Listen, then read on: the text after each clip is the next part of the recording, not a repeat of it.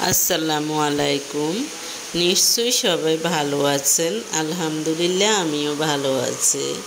আজকে আমি কিছু বৈশিষ্ট্য বলবো যা পুরুষ মহিলা উভয়ের জন্যই প্রয়োজন। অর্থাৎ পুরুষ মহিলা দেখা যায় যে অনেক সময় মানুষ ঠকায়।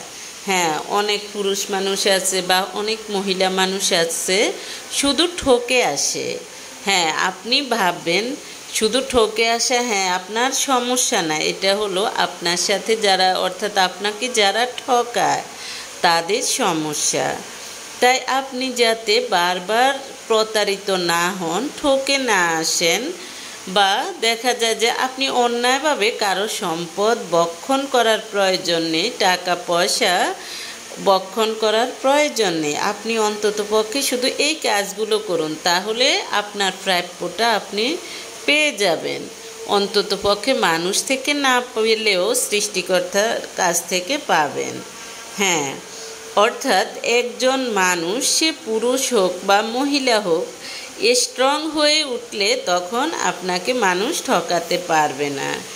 স্ট্রং মানুষ কি করে? কষ্ট পায়, মন ভেঙে পড়ার বদলে চুপচাপ নিজেকে গুছিয়ে নেয়, সে পুরুষ হোক মহিলা হোক।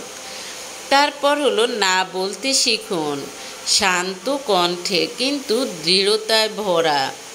দেখা যায় যে যারা না বলতে পারে না তাদেরকে মানুষ ব্যবহার করে, তাদেরকে দিয়ে মানুষ নিজেদের বিভিন্ন কাজগুলো সেরে নেয় তাদেরকে। এজন্যই না বলতে শিখুন, না হয় মানুষ আপনাকে ব্যবহার করবে।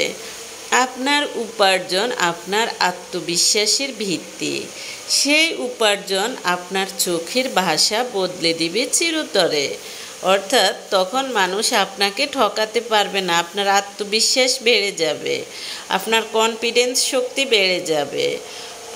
মনে রাখবেন, প্রত্যেক মানুষের ভিতর এক বিশাল শক্তি আছে, যা জেগে উঠলে যে কোনো কিছুই অর্জন করা সম্ভব। তাই আজ থেকে নেমে পড়ুন নিজেকে গড়ার পথে, কাউকে দেখানোর জন্য নয়, অন্তত নিজের জন্য। দেখা যায় যে স্ট্রং মানুষ কারো সাপোর্ট চান না, চান সম্মান, তারপর হলো মমতা এবং নিজের অধিকার। স্ট্রং মানুষ আবেগহীন মানুষ না, তারা কাঁদেন, হাসেন, বাধা দেন, থামিয়ে রাখে। মনে রাখবেন, একজন স্ট্রং মানুষ, আপনি যদি থেমে যান তবে আপনার সম্মান আর সীমানা কেউ আঁকড়ে ধরবে না, আপনার সম্মান সীমানা আপনি আঁকড়ে ধরতে হবে। তাহলে আপনি একজন স্ট্রং মানুষ হয়ে উঠবেন সমাজে। মনে রাখবেন, নারী হওয়া কোনো দুর্বলতার নাম নয়।